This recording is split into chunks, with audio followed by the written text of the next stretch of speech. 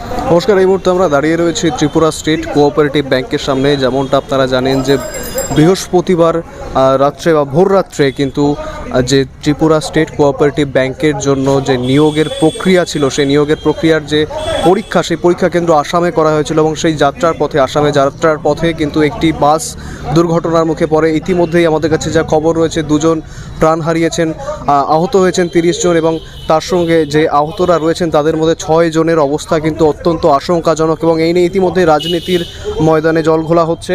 Tripura state cooperative ব্যাংকের chairman তিনি যেমনটা জানিয়েছেন যে 5000 জনের পরীক্ষা কিন্তু অনলাইনে হয়ে গিয়েছিল এবং বাকিদের যে ইনফ্রাস্ট্রাকচারটা ছিল না, সেই ইনফ্রাস্ট্রাকচারের একটা ল্যাকের কারণে তাদেরকে আসামে পরীক্ষার জন্য নিয়ে যাওয়া হচ্ছিল এবং তাদের যে পরিবহনের ব্যবস্থা, একটি ট্রেন এবং একটি বাসের ব্যবস্থা করেছিল সরকার। তবে যে বাসটি দুর্ঘটনাগ্রস্ত হয়েছে সেই বাসটি ত্রিপুরা স্টেট কোঅপারেটিভ ব্যাংকের যে চেয়ারম্যান রয়েছেন তিনি কিন্তু বলেছেন যে সেই বাসটি ছিল প্রাইভেট বাস। তবে ইতিমধ্যেই দুর্ঘটনা হয়ে গিয়েছে এবং ইতিমধ্যেই প্রাণ হারিয়েছেন দুজন। তার সঙ্গে যেমনটা আমরা জানাচ্ছি আপনাদেরকে 30 জন কিন্তু গুরুতর আহত হয়েছেন, তাদের মধ্যে 6 জনের অবস্থা অত্যন্ত আশঙ্কাজনক। এবং ইতিমধ্যেই ডিওয়াইএফআই এবং টিএসইউ এর ছাত্র সংগঠন, যুব সংগঠন কিন্তু ত্রিপুরা স্টেট কোঅপারেটিভ ব্যাংকের সামনে এসে বিক্ষোভ দেখাচ্ছেন। তারা এই মৃত্যুর প্রতিবাদ বা তারা এই দুর্ঘটনার প্রতিবাদে তারা এখানে সমবেত হয়েছেন, এখানে বিক্ষোভ দেখাচ্ছেন, তারা এসেছেন। আমরা কথা বলার চেষ্টা করব। আপনারা দেখতেই পাচ্ছেন যে অনেকেই কিন্তু এসেছেন এখানে এসে সেই প্রতিবাদ কর্মসূচি ত্রিপুরা স্টেট কোঅপারেটিভ ব্যাংকের সামনে দাঁড়িয়ে সেই প্রতিবাদ কর্মসূচি পালন করছেন। যে দুর্ঘটনা হয়েছে, আবারও আপনাদের জানাবো যে বৃহস্পতিবার ভোর রাত্রে আসামের ডিমা হাসাও যে জেলা, সেই ডিমা হাসাও জেলায় যে দুর্ঘটনা হয়েছে সেই দুর্ঘটনার প্রতিবাদে বিরোধী পক্ষ কিন্তু দায়ী ঠেলছে সরকারের পক্ষে। এই ত্রিপুরা স্টেট কোঅপারেটিভ ব্যাংকের দিকে বিরোধী দলের পক্ষ থেকে বারবার যেটা বলা হচ্ছে যে যদি সেরকম উপযুক্ত ইনফ্রাস্ট্রাকচার না থাকে তাহলে পরীক্ষা নেওয়ার কি দরকার ছিল। অন্যদিকে ত্রিপুরা স্টেট কোঅপারেটিভ ব্যাংকের যিনি চেয়ারপারসন রয়েছেন তিনি দাবি করছেন যে 5000 জনের পরীক্ষা ইতিমধ্যেই অনলাইনে হয়েছিল, কিন্তু বাকি যারা ছিল তাদের পরীক্ষা অনলাইনে ব্যবস্থা না থাকায় তাদেরকে আসামে নিয়ে যাওয়া হয়েছিল এবং সেই পথেই কিন্তু দুর্ঘটনাগ্রস্ত হয়েছিল গাড়ি। যদিও ত্রিপুরা স্টেট কোঅপারেটিভ ব্যাংকের চেয়ারপারসন জানিয়েছেন যে গাড়িটি প্রাইভেট ছিল, তবে যে প্রাণের খেসারত গেছে, এই খেসারত কে দেবে, এই দায় কে নেবে? এই দায় কিন্তু সরকার পক্ষের দিকে ঠেলতে ব্যস্ত রয়েছে বিরোধী শিবির। এবং যেমনটা জানাচ্ছি যে ইতিমধ্যেই কিন্তু বিক্ষোভ দেখানোর জন্য, প্রতিবাদ জানানোর জন্য ত্রিপুরা স্টেট কোঅপারেটিভ ব্যাংকের সামনে এসে তারা জড়ো হয়েছেন।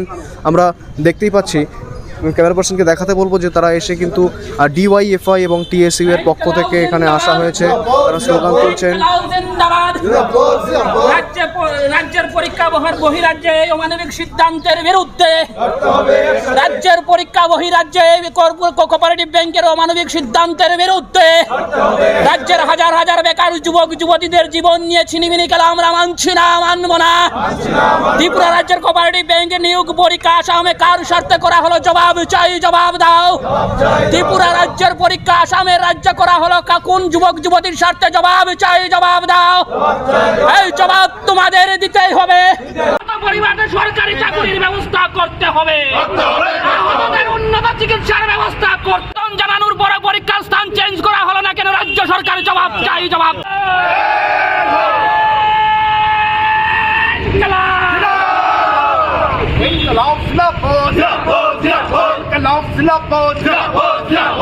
বিরোধী বিজেপি জোট সরকার, হাই হাই বিরোধী বিজেপি জোট সরকার চাই, জবাব দাও। রাজ্যের বেকারদের বিরুদ্ধে অমানবিক সিদ্ধান্ত গ্রহণ করা হলো কেন? রাজ্য সরকার জবাব চাই, জবাব দাও। ব্যাংক কর্তৃপক্ষ এই ধরনের অমানবিক সিদ্ধান্ত গ্রহণ করলো কেন? জবাব চাই, জবাব দাও।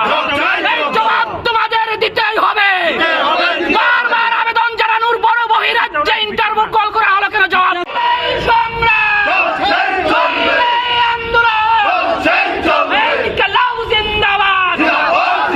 রাজ্যের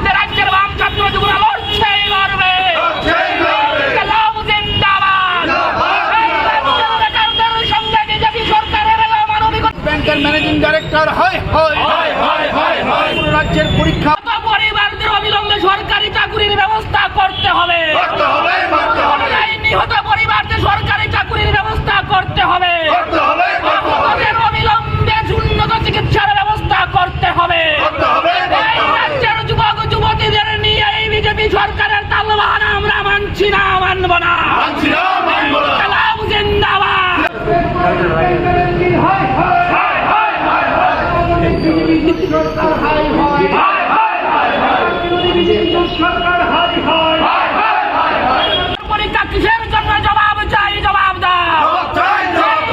অমানবিকতা কেন রাজ্য সরকার জবাব চাই, জবাব দাও।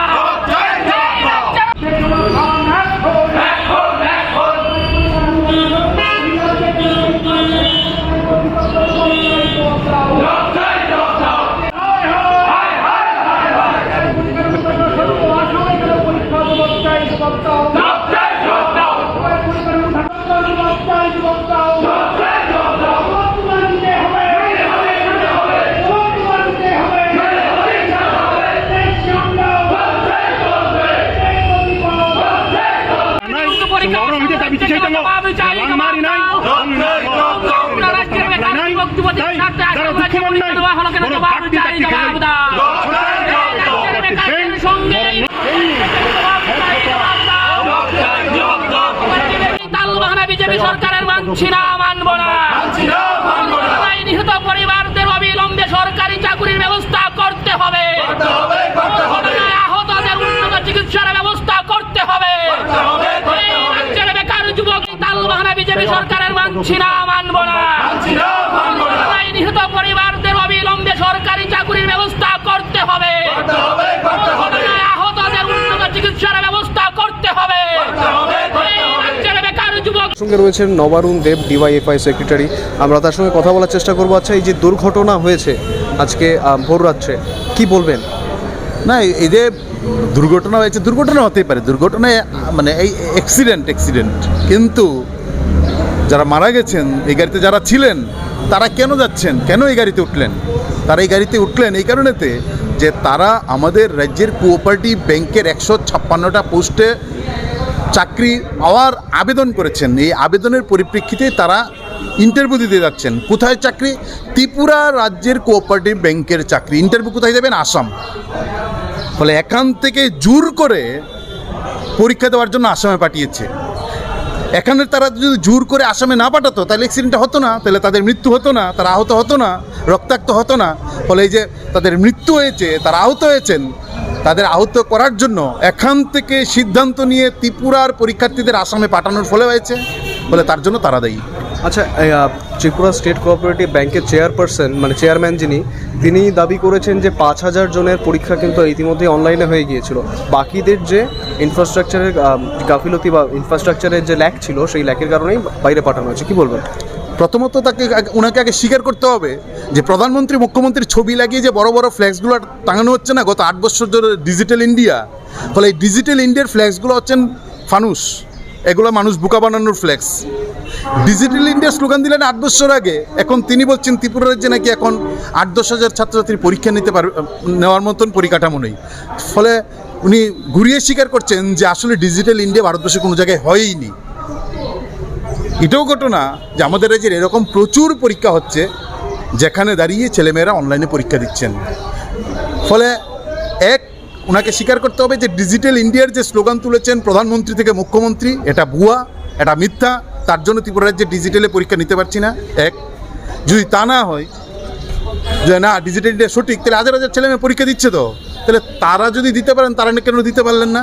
ফলে তার পেছনে বড় ধরনের বদ উদ্দেশ্য আছে। সেই বদ উদ্দেশ্য নিয়ে তাদেরকে আসামে পাঠানো হচ্ছে এই বদ উদ্দেশ্য পূরণ করার জন্য, যার ফলে তাদের মৃত্যু হয়েছে। আচ্ছা, বর্তমানে আপনাদের দাবি কি?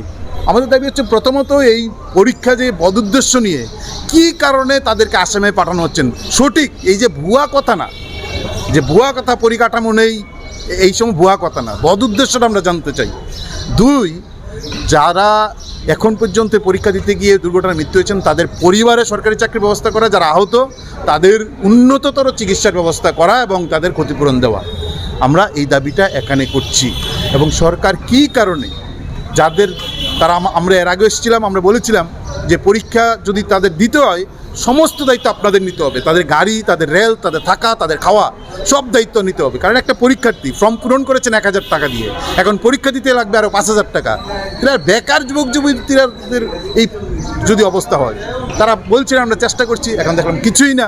বলে এই ভুয়া কথা সবটাই ভুয়ামি চলছে আর কি, যেমনটা সরকার করেন, যেমনটা দিল্লির সরকার করেন, যেমনটা রাজ্য সরকার করেন, তেমনটা ব্যাংক কর্তৃপক্ষ করছেন। আচ্ছা, এখানে আপনাকে একটা কথা অ্যাড করবো যে সরকার কিন্তু একটা ট্রেনের এবং একটি বাসের ব্যবস্থা করেছিল এবং চেয়ারপারসন যিনি যেমন জানাচ্ছেন যে বাসটি দুর্ঘটনাগ্রস্ত হয়েছে সেটি প্রাইভেট, স্টুডেন্টরা আলাদা করে ভাড়া করেছিল সেই বাসটিকে। জোর করে, আমি বলবো সরকার জোর করে প্রথমত বাধ্য করেছেন তারা যেন ফ্লাইটে, এই ট্রেনের আগের ট্রেন এবং গাড়িতে, কারণ যেদিন রেলটা ছাড়বে, যেদিন সকালে, তার কয়েক ঘন্টা আগে, আগের দিন রাত্রিবেলা 8টার সময় ট্রেনের ঘোষণা দিয়েছেন। হয় কখনো ঘুম থেকে উঠে ট্রেনটা ছাড়বেন, রাত্রি 8টার সময় ঘোষণা দিয়েছেন, আবার কথা বলছেন আমরা ট্রেনের ব্যবস্থা করেছি। ট্রেনের ব্যবস্থাটা করেছেন যেন সব ছেলেরা আগের টিকিটটা করুক, কারণ বেকার ক্ষুধার যন্ত্রণায় কার আগে কে পরীক্ষার এখানে যাবেন সেই চিন্তায় তারা মগ্ন। আর তারা ঘোষণা দিয়েছেন আগের দিন রাত্রিবেলা 8টার সময় রেল যাবে দুটো। হয় কখনো মানে এরকম, এই যে ছেলেদের সঙ্গে, এটা হচ্ছেন মানে ছেলেদের সঙ্গে ছল চাতুরি করার আর কত কৌশল, কেন 3 দিন আগে তারা ঘোষণা করলেন না? কেন 1 সপ্তাহ আগে ঘোষণা করলেন না? পরীক্ষা তো অনেক দিন আগে ঠিক হয়েছে, আসাম হবে, ছেলেমেয়েরা বিক্ষোভ দেখাচ্ছে কবে থেকে, আর এখন এসে বলছেন আমরা তো ট্রেনের ঘোষণা করেছি। ট্রেনের ঘোষণা কখন করেছেন? আগের দিন রাত্রি 8টার সময় ঘোষণা করেছেন, পরের দিন সকালবেলা ট্রেন ছাড়বে। এই ট্রেনে আসায় বসে আছেন, কেন ঘোষণা করলেন না আগে? বলে এটি হচ্ছেন ছেলেদের সঙ্গে ছেলে খেলামি করা আর কি। ধন্যবাদ। যেমনটা আপনারা জানতে পারছেন যে যেমনটা দেখলেন যে বিক্ষোভ থেকে তারা যে দাবি তুলছেন, তারা কিন্তু সন্দেহ করছেন যে এই আসামে পরীক্ষা কেন্দ্র ফেলার পিছনে সরকার বা এই ব্যাংক কর্তৃপক্ষের কোনো অসাধু ইচ্ছা বা বাঞ্ছা রয়েছে, মনোবাঞ্ছা ছিল। সেই যে এই আসামে ফেলার পিছনে, পরীক্ষা কেন্দ্র আসামে ফেলার পিছনে ঠিক কী কারণ বা কোনো অসাধু মনোবাঞ্ছা রয়েছে কিনা সেই দিকটা খতিয়ে দেখার কথা জানাচ্ছেন বিরোধী শিবির। তাছাড়াও পাশাপাশি যারা আহত হয়েছেন তাদের পরিবারের তাদেরকে উন্নত চিকিৎসা পরিষেবা দেওয়ার জন্য দাবি জানিয়েছেন। তাছাড়াও যারা মৃতের পরিবারের সরকারি চাকরি দেওয়ার দাবি জানিয়েছেন। কিন্তু বিরোধী শিবিরের এখন তারা জানাচ্ছেন যে এই বিক্ষোভ তারা চালিয়ে যাবেন। ক্যামেরায় রাহুল পালের সঙ্গে শুভেন্দু সরকারের রিপোর্ট, নিউজ নাও।